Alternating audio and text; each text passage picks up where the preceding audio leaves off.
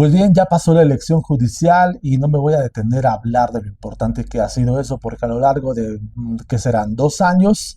y sobre todo quienes participamos de este proceso de la elección judicial, sabemos perfectamente todo lo que ha transcurrido y a lo largo de todo este tiempo, todo lo que ha relatado la prensa acerca de la lucha por tener elecciones libres y democráticas en el único poder republicano que faltaba por abrirse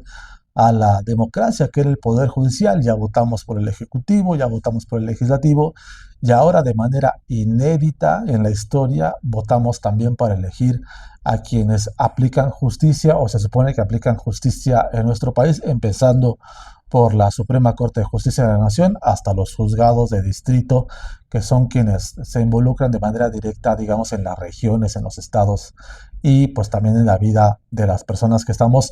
acudiendo a un poder judicial que hasta la fecha está lleno de corrupción y de nepotismo. A ver qué pasa con este poder judicial, si es que verdaderamente este ejercicio de democracia logra limpiar de alguna manera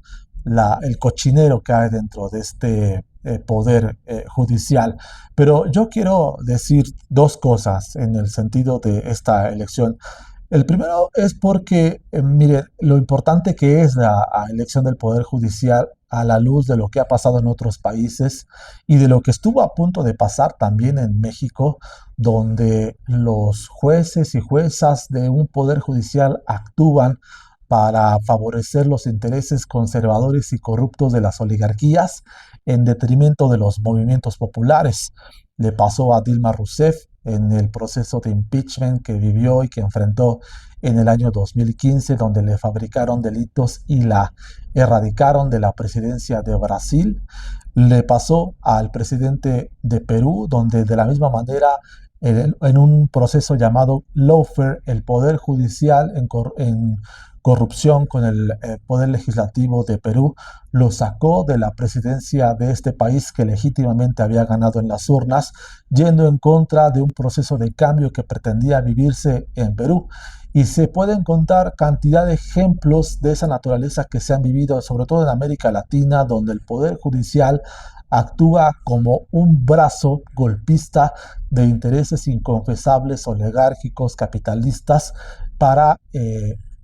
pues, interrumpir procesos de transformación. Hablamos de Perú, hablamos de Brasil, pero también ha sucedido en Argentina, ha sucedido en Ecuador y por supuesto que también pasó en México, donde el Poder Judicial, por ejemplo, no se nos va a olvidar jamás, porque eso sí, no se nos va a olvidar jamás lo que hicieron en el año 2005 con el desafuero de Andrés Manuel López Obrador y cómo el Poder Judicial operó para tratar de intervenir políticamente y evitar que López Obrador llegara a la presidencia de la República en ese momento cuando gozaba de la mayor simpatía a nivel popular y cómo el Poder Judicial, incluso el Tribunal Electoral, falló en contra del interés popular avalando el asqueroso fraude electoral del año 2006. Todavía,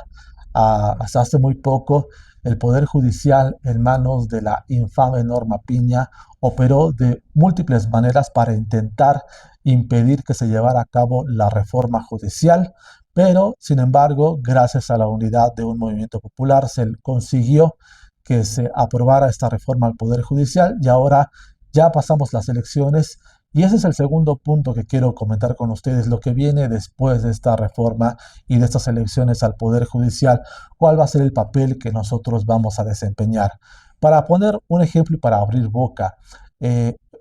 ahora elegimos a la Suprema Corte de Justicia de la Nación, pero van a tener que pasar 12 años para que nuevamente durante el voto popular volvamos a elegir a ministros y a ministras de la Suprema Corte de Justicia de la Nación. Parece mucho tiempo y ese es el periodo que tiene que durar en su cargo quienes ahora van a componer la nueva Suprema Corte de Justicia de la Nación. Y aquí hay algo preocupante, porque durante esta elección del Poder Judicial hubieron fuertes sospechas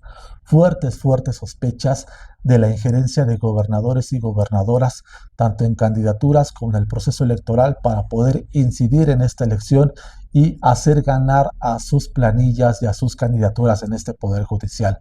Para empezar, para nadie es un secreto que a través de las candidaturas del Poder Ejecutivo, gobernadoras y gobernadores, además de algunos líderes, digamos, figurines de Morena, colocaron a candidaturas que estuvieron allí en la planilla de la elección judicial. Estoy hablando, por ejemplo, de la hija de Sánchez Cordero, o cómo gobernadores y gobernadoras también influyeron en esta elección, como en el caso de las fuertes sospechas que hay sobre el gobernador de Morena de Chiapas, Eduardo Ramírez, sobre cómo operó en la elección para poder imponer a sus candidaturas e inclinar la balanza durante la elección judicial. Pero no es un caso solamente de Morena, en el caso de Coahuila, donde el gobernador Manuel Jiménez también operó para que sus candidaturas y sus planillas fueran favorecidas con el voto durante esta elección judicial. ¿Cómo se le llama esto? Coerción, compra y coerción del voto y por supuesto ni más ni menos que fraude electoral y fraude político. Entonces, de pronto la elección judicial, que debería ser un ejercicio ejemplar y que de buena medida lo fue, también volvemos a la realidad y es un despertar terrible porque algo tan noble como esta elección judicial que tanto trabajo le costó a un movimiento popular, despertamos y resulta ser que está parado sobre un sistema político corrupto, donde no se salva de la compra y coerción del voto, del fraude electoral y de la injerencia de los poderes formales y fácticos durante este proceso electoral para imponer candidaturas y para operar en favor de ciertas candidaturas, sesgando por completo lo que debería ser la voluntad popular del pueblo de elegir a quienes quieren o queremos que sean las personas juzgadoras en todos los niveles de este aparato de justicia. Es evidente decir que esto no puede ser posible, pero aquí viene la responsabilidad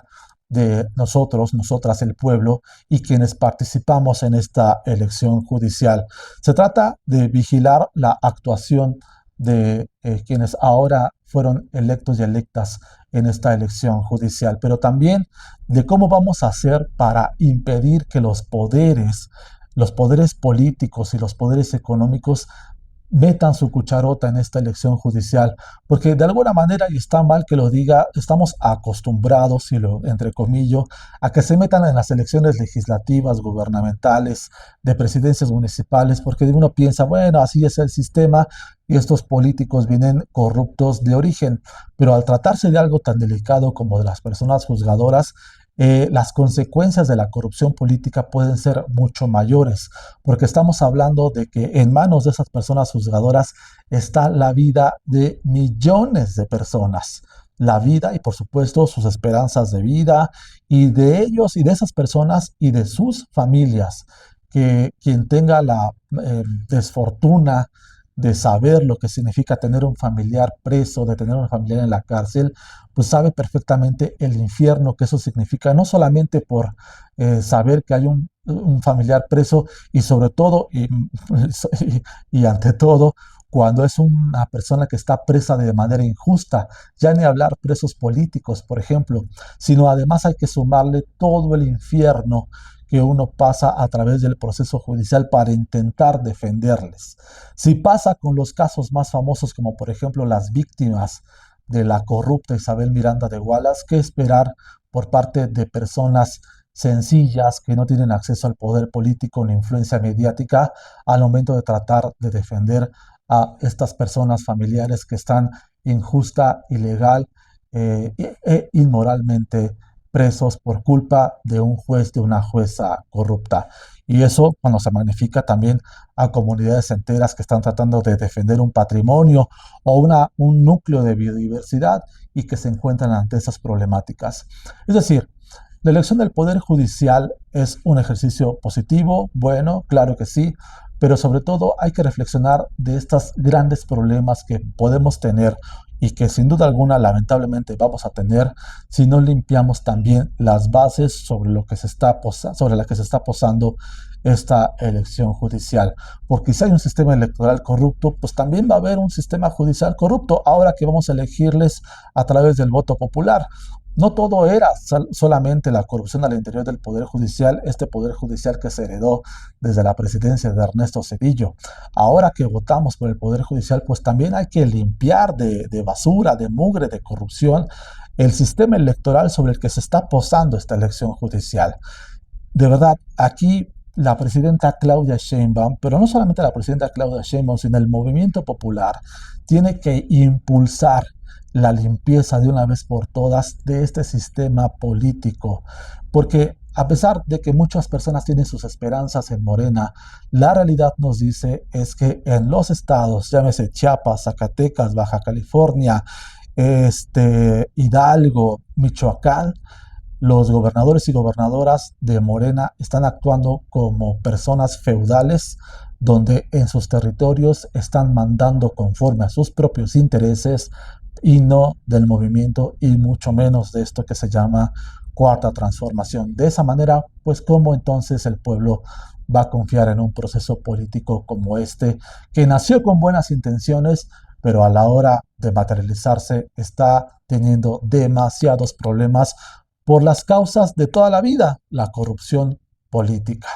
Entonces, ¿qué vamos a hacer al respecto? Mi sugerencia, bueno, no mi sugerencia, mi opinión, porque yo no estoy para sugerirle absolutamente nada a nadie, es vigilar y seguir impulsando el movimiento popular hasta que por fin limpiemos de corrupción política y de basura política primero, este movimiento y segundo, este país. Por supuesto, la elección judicial es un paso, pero todavía hay demasiado trabajo que hacer. Soy Alberto Rodríguez, nos encontramos en la próxima.